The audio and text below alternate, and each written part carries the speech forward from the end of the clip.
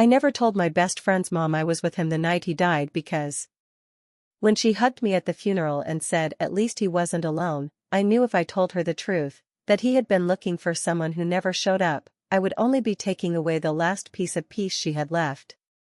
We were in my basement the night it happened. It was a Tuesday. I remember because my mom always worked late on Tuesdays, and Danny would usually come over. He hated being home when his stepdad was around. So, like always, he dropped his backpack by the door, kicked his shoes off in that lazy way that always made my mom roll her eyes, and made himself at home on the floor. We didn't even talk that much anymore. Not really. We were 17, and everything had gotten heavier that year. School didn't matter, college applications were just stress, and both of us were tired of pretending we were excited about anything. So we watched old episodes of King of the Hill with the volume low and the lights off. It was just background noise while we both looked at our phones. He laughed once, this soft, quick laugh at a joke he'd heard before, and then got quiet again. I didn't think much of it. Around 11:40, he stood up without saying anything. "You heading out?" I asked, half expecting him to say no. He nodded. He was holding his phone in one hand, staring at it like he was trying to figure something out. "You good?" He nodded again, slower this time. "Yeah. I'm gonna meet someone." I sat up a little. "Who?" He hesitated. "Just someone I used to talk to. It's probably nothing." I should have asked more. I should have said, "Don't go. It's late. It's cold." But we weren't like that. We didn't get in each other's way. He started putting his shoes back on. No coat. Just his hoodie. The black one with the sleeves chewed up at the ends. I remember thinking he looked like he was about to walk into a storm.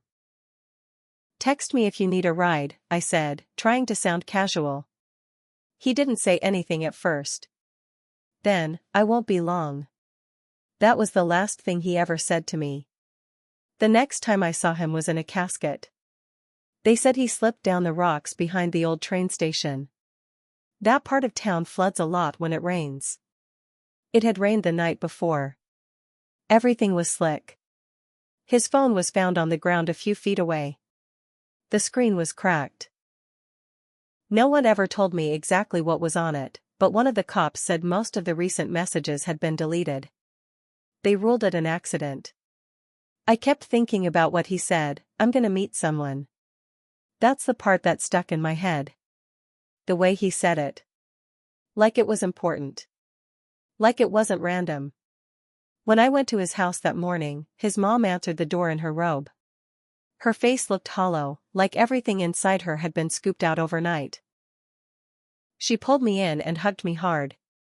She smelled like cold coffee and laundry detergent. "You were with him last night?" she asked, her voice breaking. I nodded. "Yeah. We were watching TV. He left a little before midnight." "Was he okay?" That's when I paused. I remember it so clearly. I thought about how quiet he'd been. How he kept checking his phone. How he didn't wear a jacket. But all I said was, "Yeah." He seemed fine. She hugged me again. She was crying. "At least he wasn't alone," she whispered. And that was the moment. That was when I knew I couldn't tell her. Because if I did, if I told her he left to meet someone who never showed up, I'd be taking away the only bit of peace she had left. So I didn't.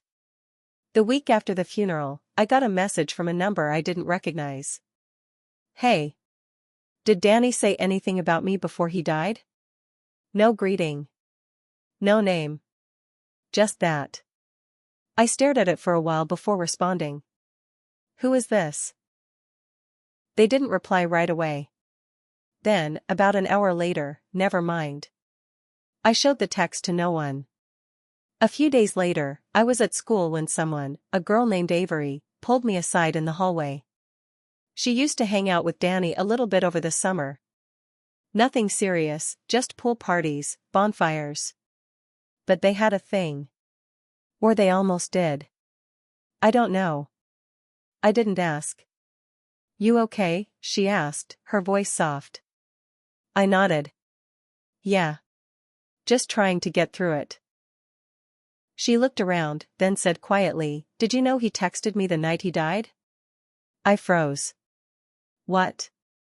She looked down at her hands. I didn't reply. I didn't think it was that serious. It was just weird timing. What did he say? She hesitated. He just asked if I could meet him. Said he didn't want to be alone. I had my phone on Do Not Disturb. I didn't see it until the next morning. My stomach dropped. Where did he want to meet? I asked, even though I already knew. She blinked fast, like she was trying not to cry. By the train station. That's when everything shifted. It wasn't random. He wasn't just walking around. He was looking for her.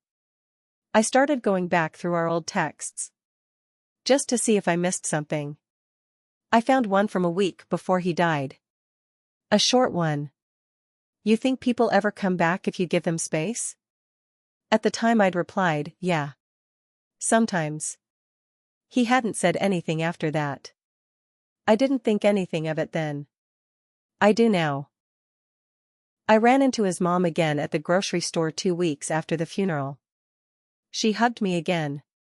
Asked if I was sleeping, eating. Told me I could come by the house anytime. Said the dog still sat by the front door every night like he was waiting for him. I smiled. I lied. I said I was doing okay. She looked at me with this softness, like I was all she had left of him. Then she said, You were the last person to see him. That means a lot to me. I'm just glad he wasn't alone. My throat closed up. I nodded. I didn't correct her. Because by then I knew the truth, he died alone. Waiting for someone who never showed. And I let him go out there thinking it was no big deal. But I wasn't done uncovering things. Because 2 nights later, someone slipped a folded piece of paper into my locker. No name. No handwriting I recognized. All it said was, You don't know everything. He wasn't just waiting. I stared at the note for a long time. You don't know everything. He wasn't just waiting. No one saw who put it there. No cameras in that hallway. I asked around, casually, but no one admitted to anything. Most people had already moved on. Grief fades fast when you're 17 and the world keeps moving. But I couldn't shake it. I started thinking about all the people Danny had been drifting away from over the last few months. Not just me. He'd stopped coming to lunch with our group. Stopped replying to texts. He wasn't even posting anymore, and Danny used to post everything. Dumb memes, blurry pictures of his sneakers, whatever he was eating. I started wondering if he knew something. Or was hiding something.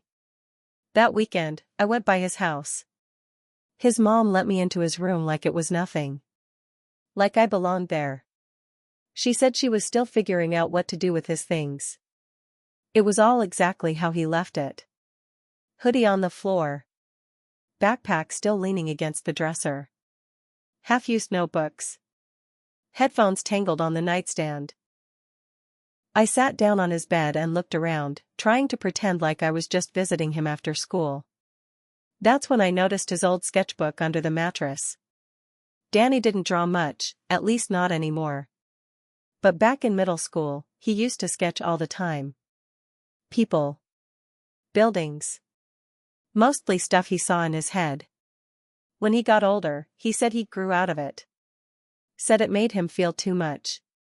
I opened the book. The first few pages were old drawings.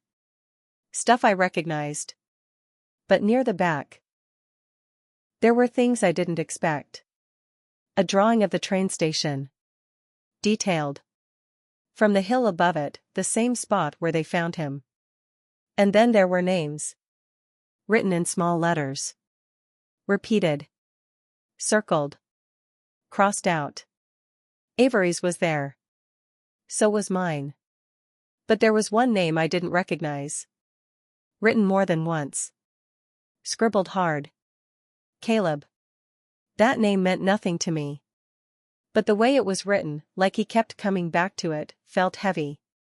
I went home and started digging. No Caleb in our class. Not in the yearbook. But when I looked at some of Danny's old Instagram photos, I found a comment from a year ago. Yo, text me, Caleb got a new phone. It was under a photo from the summer before junior year. I didn't know the guy who posted it. His profile was private. But his name matched the account, Marcus_Rivertown. I clicked on the location tag. Rivertown, Ohio. 3 towns over. I had never heard of it. The next day, I skipped school and drove there. It was small. Just a stretch of shops and houses with a high school that looked like it hadn't been updated since the 90s. I parked near the corner store and just waited. I didn't know what I was doing. Or who I was even looking for. But around noon, I saw a kid who looked familiar. Not from school. But from a photo on Danny's Instagram. A group shot from last year. 4 kids. Danny, me, Avery, and this 4th guy I never met. Blonde, skinny, kind of awkward looking. It was him. He walked out of the corner store with a soda and started heading down the block. I followed him. Not close enough to scare him, just enough to see where he went. He turned into a side street. I almost didn't follow. But then he sat down on a bench outside what looked like an old laundromat and pulled out his phone. I walked up to him. You Caleb? He looked up, confused. Who's asking? I was friends with Danny. The color drained from his face. He stood up, fast. I don't know who that is. Yeah, you do. He looked around like he was about to bolt. I just want to know what happened, I said, trying to keep my voice calm. Did he come here to see you? He didn't answer. I stepped closer. You were texting. Right? He was waiting for someone. Was it you? Caleb swallowed hard. Then he said, I didn't think he'd actually come. I didn't think he'd actually come. That's what Caleb said. He wouldn't look me in the eye. We stood there for a second, quiet. The wind picked up and made that metal awning above us rattle. I don't know what I expected, maybe an apology, or a breakdown, or some big explanation. But he just looked, scared. Like I was about to punch him. I didn't. I just asked, why'd you tell him to? He sat back down. Rubbed his hands together like he couldn't get warm. I didn't tell him to, he said.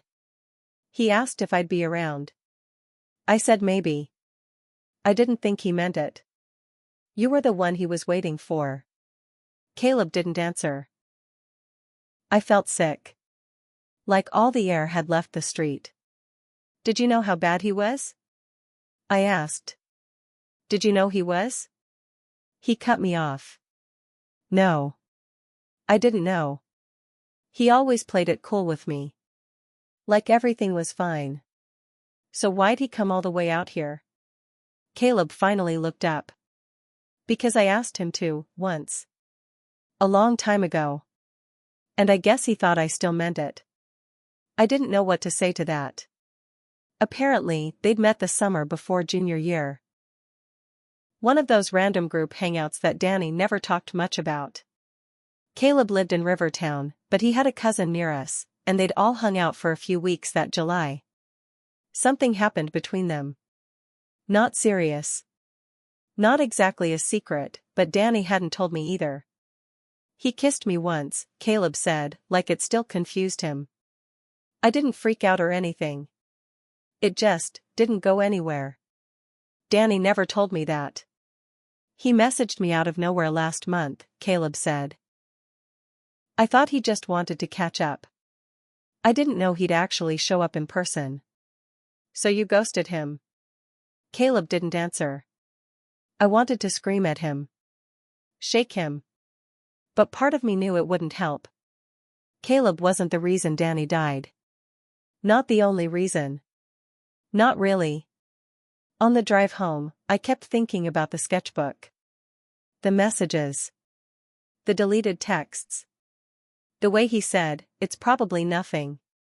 He knew it might not go how he wanted. But he went anyway. He was looking for something. Closure. Hope. Maybe just a familiar face. And when that didn't happen, he didn't call me. He didn't go home. He walked to that hill. Sat down in the dark.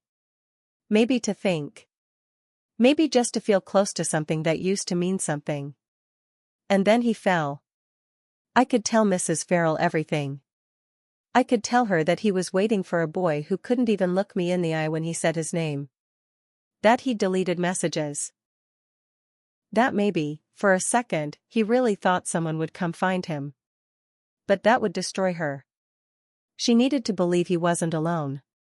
That his last moments had some kind of peace. That someone who loved him was nearby.